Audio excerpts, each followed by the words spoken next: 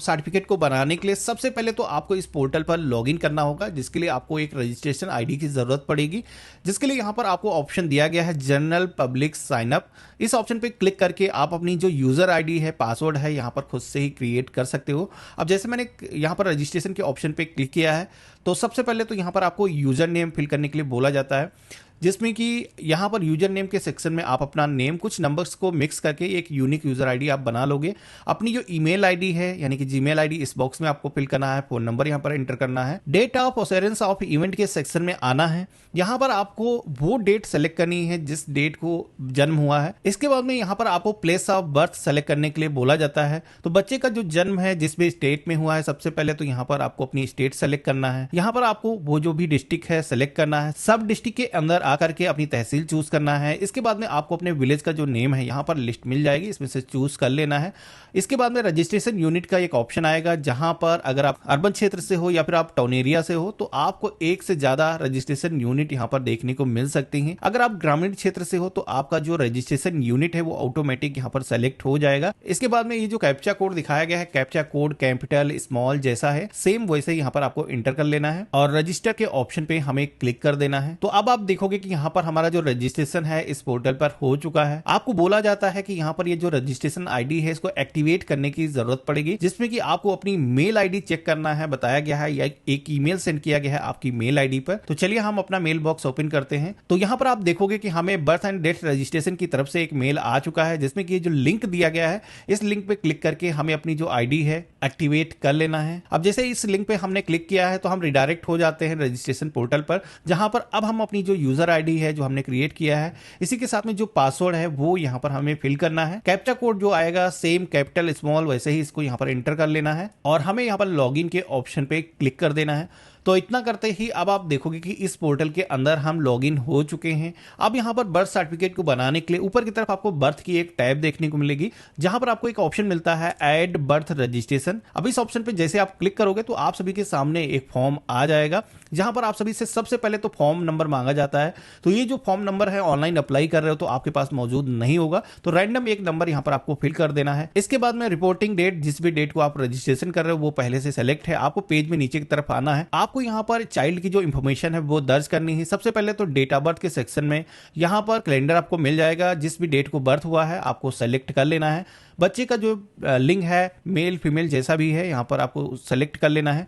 इसके बाद में अगर बच्चे का जो नेम है वो रखा जा चुका है तो यहाँ पर बच्चे का जो फर्स्ट नेम है, मिडिल नेम है, लास्ट नेम है, कुछ इस तरीके से आप सभी को फिल करना है। तो ये जो इंफॉर्मेशन है मैंडेटरी नहीं है, क्योंकि बच्चे का जो जन्म होने के तुरंत बहुत सारे परिवारों में उसका जो नामकरण है वो नहीं हो पाता है, तो ऐसा कुछ सिचुएशन है तो आप इसको ब्लैंक भी छोड़ सकते हो। इसके बाद में EID नंबर के सेक्शन में आना है। अगर आपने आधार का एनरोलमेंट कराया हुआ है तो यहाँ पर आपको नंबर फिल करना है। अगर आधार बच्चे का जनरेट हो चुका है, उसका नंबर आपको मिल चुका है, तो आप डायरेक्टली आधार नंबर यहाँ पर फिल कर सकते हो। अगेन ये जो इंफॉर्मेशन है मैंडेटरी नहीं है, अगर आपने नहीं रजिस्ट्रेशन कराया आधार का तो ये आप स्किप भी कर सकते हो। इसके बाद में प्लेस ऑफ बर्थ के सेक्शन में आना है। यहाँ पर बच्चे का जो जन्म है वो कहाँ हुआ है, जैसे कि अगर घर पे हुआ है तो ये जो हाउस वाला ऑप्शन है हम सेलेक्ट करेंगे। इसके बाद में जिस तरीके से हमारा एड्रेस है, हाउस एंड बिल्डिंग नेम पहले यहाँ पर फिल करेंगे। इसके बाद में स्ट्रीट लैंड नेम के सेक्शन में यहाँ पर आपको अपना एड्रेस डिस्क्राइब कर देना है। यहाँ पर आपका जो पोस्ट ऑफिस है वो फिल कर देना है। स्टेट आपकी पहले से सेलेक्ट है। आपका जो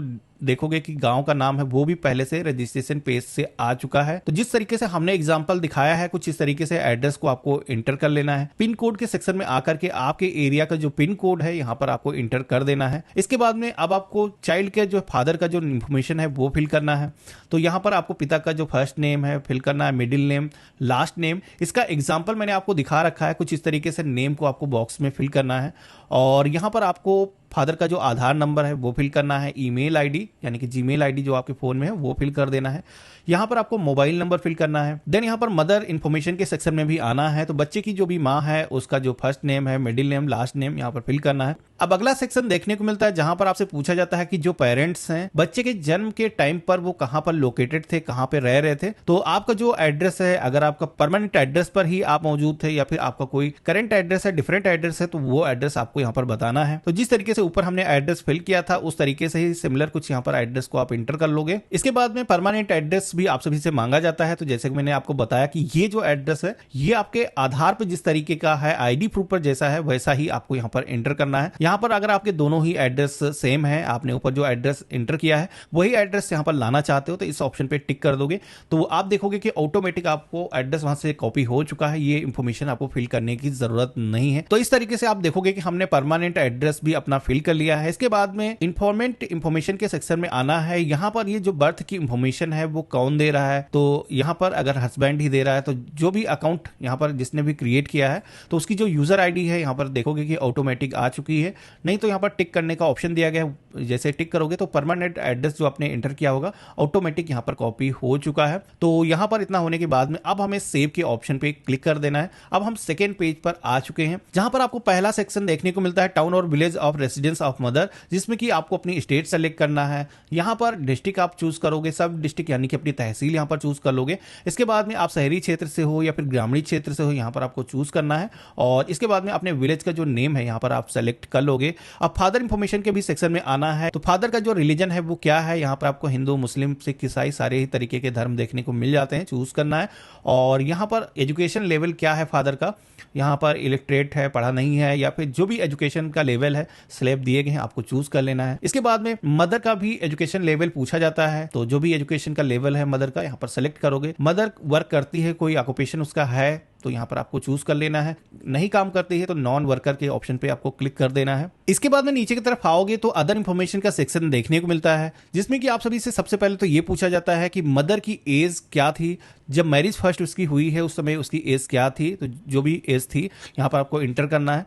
देन यहाँ पर आप सभी से पूछा जाता है यहाँ पर जो बच्चे का जन्म हुआ है उस समय माँ की जो एज है वो कितनी थी, यहाँ पर आपको इंटर कर लेना है। अब यहाँ पर आपको बताना है कि इस माँ के कितने बच्चे हैं, अगर पहले से कोई बच्चे जन्म हो चुके हैं तो उनको भी इंक्लूड करके यहाँ पर नंबर्स को आपको इंटर करना है। अब टाइप ऑफ डिलीवरी के सेक्शन में आना है। यहाँ पर आप बताना है कि मदर की जो डिलीवरी हुई है वो किस तरीके से हुई है, सिजेरियन हुई है या फिर ट्रेडिशनल जो मेथड होता है नॉर्मल डिलीवरी हुई है, यहाँ पर आपको सेलेक्ट कर लेना है। यहाँ पर बच्चे का जन्म हुआ है, जन्म के टाइम पर उसका क्या वेट था यहाँ पर आपको फिल करना है। और जब बच्चे का जन्म हुआ है माँ की जो प्रेगनेंसी है वो कितने दिन की थी यहाँ पर आपको चूज करना है। इसके बाद में आप देखोगे कि यहाँ पर अपलोड रिपोर्टिंग फॉर्म का एक ऑप्शन दिया गया है, जिसमें कि जब भी बच्चे का जन्म होता है तो जन्म के टाइम पर अगर हॉस्पिटल में जन्म हुआ है तो कुछ इस तरीके का एक फॉर्म भरा जाता है, जिसमें कि बच्चे की कंप्लीट इंफॉर्मेशन जिस तरीके से आपने ऑनलाइन भरी है उसी तरीके से फिजिकल फॉर्म पे भी भरने की जरूरत होती है। बाकी अगर आपका घर पे जन्म हुआ है तो ये जो इंफॉर्मेशन है खुद से ही आप भर करके सेल्फ डिक्लेरेशन करके आप यहाँ पर अपलोड कर सकते हो। एक स्क्रीनशॉट में यहाँ पर आपको दिखा रहा हूँ रिपोर्टिंग फॉर्म को भरने का। तो जिस भी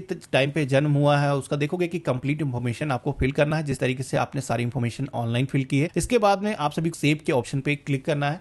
अब जैसे हमने सेव के ऑप्शन पे क्लिक किया है तो हमारे सामने इंफॉर्मेशन का एक समरी पेज आ चुका है, जहां पर बर्थ सर्टिफिकेट को बनाने के लिए आपने जितनी भी इंफॉर्मेशन दी है यहां पर आपको एक बार सारी ही डिटेल्स देखने को मिल जाती हैं। यहां पर आपको सबमिट का ऑप्शन दिया गया है, सबमिट के ऑप्शन पे क्लिक करोगे तो ये जो फॉर्म है आपका सबमिट हो जाता है और ये जो फॉर्म है वेरिफिकेशन के लिए चला जाता है। अगर आप नगरीय क्षेत्र से हो तो ये जो फॉर्म है नगर निकाय है उनके पास में जाता है, और अगर आप ग्रामीण क्षेत्र से हो तो ये जो फॉर्म है बर्थ एंड डेथ रजिस्ट्रार ग्राम पंचायत उनके पास में जाता है, जो कि आपके ब्लॉक में आपको मिल जाते हैं। यहाँ पर आप सभी के सामने एक पीडीएफ फॉर्म भी जनरेट होता है जिसपे कि सारी इंफॉर्मेशन आपकी मिल जाती है। इसी के साथ में ये जो फॉर्म है आपको किसके पास में सबमिट करना है, नीचे की तरफ आप देखोगे तो यहाँ पर रजिस्ट्रार की जो डिटेल्स हैं वो भी आपको दी गई हैं।